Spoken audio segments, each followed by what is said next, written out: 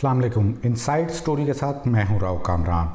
आज की कुछ अहम ख़बरों पे हम डिस्कस करेंगे, एनालिसिस अपना देंगे और सूरत हाल जो चल रही है पॉलिटिकली उसको डिस्कस करेंगे। एपेक्स कमेटी का इजलास आज हुआ है, बहुत ही अहम डेवलपमेंट है कि उसमें जो दोनों फरीक हैं वो मौजूद थे। तहरीक इंसाफ की जो केपी में हुकूमत है उनके वज़ीर आला यानी अली अमीन गंडापुर और बाकी जो वफाकी हुकूमत है उसके तमाम तर ओहदेदार और army chief general Asim Munir भी वहाँ पे मौजूद थे। तो वहाँ पे अहम गुफ्तगू हुई है। असूलन तो ये गुफ्तगू होनी चाहिए थी, जो तज्ज़ियाकारों का कहना है कि ये गुफ्तगू होनी चाहिए थी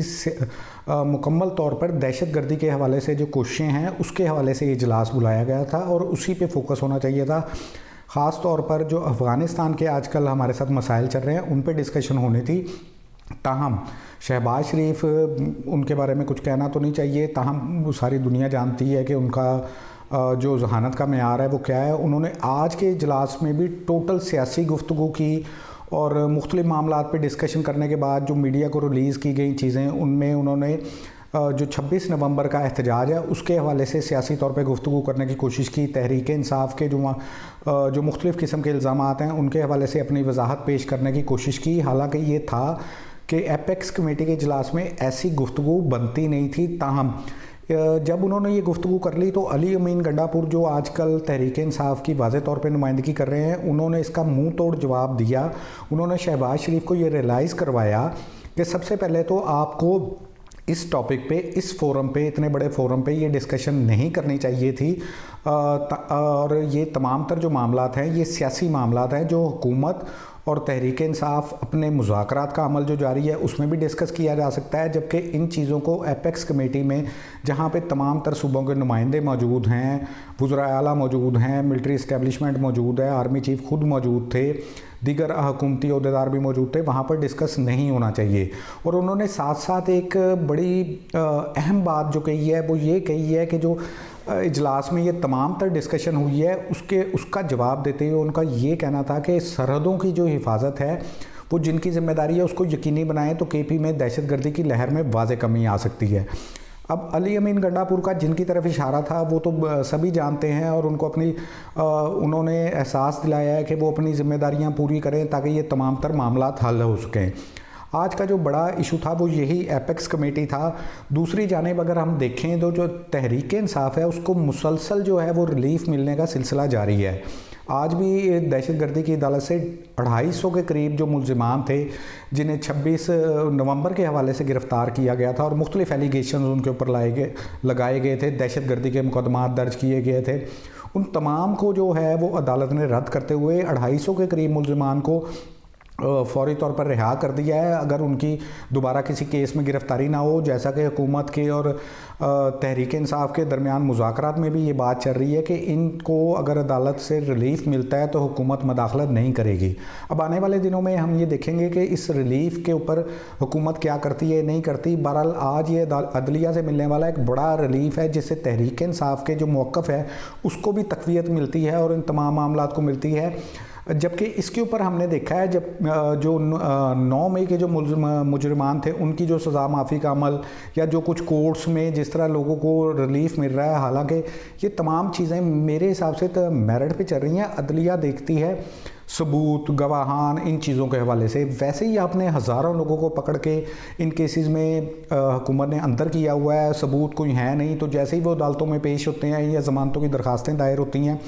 उन तमाम तर लोगों को रिलीफ मिल जाता है और हुकूमत इस हवाले से कुछ नहीं कर सकती। अब तक तो स्ट्रेटजी हुकूमत की रही है कि एक मुकदमे से अगर लोग डिस्चार्ज होते हैं तो उनको दूसरे मुकदमे में गिरफ़्तार किया जाता है, प्रेशराइज़ किया जाता है, उनके घर वालों को प्रेशराइज़ किया जाता है, लोगों को तंग किया जाता है। इवन इस हवाले से जो इतलात थी ये भी थी कि बहुत से लोगों को नाजायज़ तौर पर गिरफ़्तार किया गया है। ताहम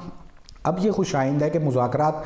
का अमल जो है वो इन्हीं चीज़ों से उसको तक़वियत मिलेगी और वो आगे बढ़ेगा कि अगर ये सिलसिला इसी तरह जारी रहा और हुकूमत उसमें मदाखलत ना करे। ताहम हुकूमत की मदाखलत के हवाले से हम बात करें तो पंजाब की जो वज़ीर इत्तलात हैं अज़मा बुखारी साहिबा, उन्होंने आज एक बड़ी धुआंधार किस्म की प्रेस कॉन्फ्रेंस की है।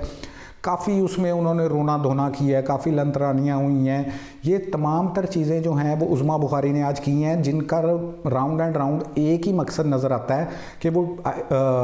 फ़ौज को मशवरे दे रही हैं कि इन लोगों को ना छोड़ा जाए वरना ये हो जाएगा, वरना ये वो हो जाएगा। हालांकि उनको अगर इस किस्म की प्रेस कॉन्फ्रेंस करनी भी है तो उनको सीधी बात करनी चाहिए कि अगर ये लोग इसी तरह रिलीज़ होते रहे, तहरीक इंसाफ के मौक़िफ़ को तक़वियत मिलती रही, तो सियासी तौर पे जो नून लीग पहले ही मुर्दा हो चुकी है उसके ताबूत में आखिरी कील भी ठोक दिए जाएंगे अगर यही इक़दाम जारी रहे। ताहम वो तमाम तर जो अपने मशवरे हैं वो मिलिट्री इस्टेब्लिशमेंट को, अदलिया को, इवन वो अदलिया को डिक्टेट करने की भी हर प्रेस कॉन्फ्रेंस में कोशिश करती हैं। लेकिन खैर है, ये उनकी ड्यूटी है, उनकी जॉब है, क्योंकि इससे पहले हम जानते हैं मोहतरमा के बारे में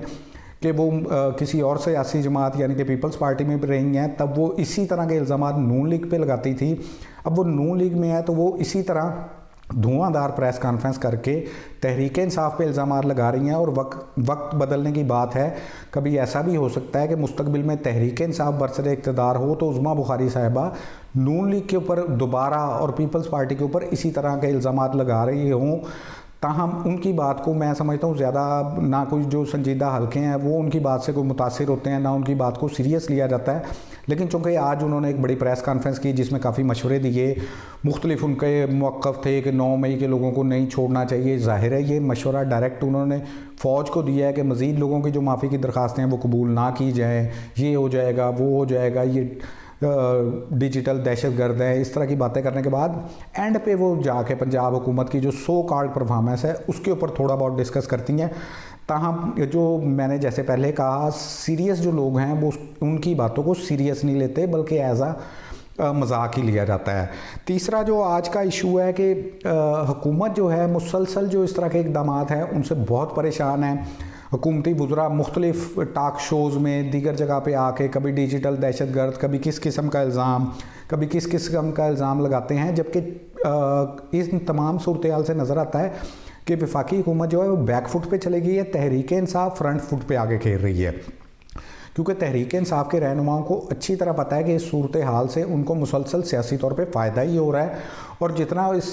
चीज़ को वो कंटिन्यू करेंगे उनके लोग ज़्यादा होंगे, उनका वोट बैंक बढ़ेगा, जो कि पहले ही अब तक तहरीक इंसाफ इस मुल्क की सबसे बड़ी जमात है। इसके अलावा तहरीक इंसाफ के जो सेक्रेटरी इतलात हैं उन्होंने भी आज प्रेस कॉन्फ्रेंस की है, उसमें उन्होंने बहुत सारी बातें की हैं। एक बार फिर सिविल नाफरमानी की तहरीक की बात हुई है, उसमें उनका ये कहना था कि पहले स्टेप पे जो बैरून मुल्क ओवरसीज़ पाकिस्तानी हैं उनके ऊपर प्रेशर डाला जा रहा है ताकि वो तरसीलात ज़र को जो भेजने के जो इक़दाम हैं, जो तहरीक इंसाफ सिविल नाफरमानी के हवाले से कह रही है कि पहला स्टेप वो कह रहे हैं कि हमारा शुरू हो चुका है, बैरून मुल्क से रेमिटेंसेस नहीं आएंगे, जो ओवरसीज़ हैं वो उनकी बात सुन रहे हैं। इसी हवाले से मुख्तलिफ जो प्रेशर का सिलसिला जारी है, उसी का हमारे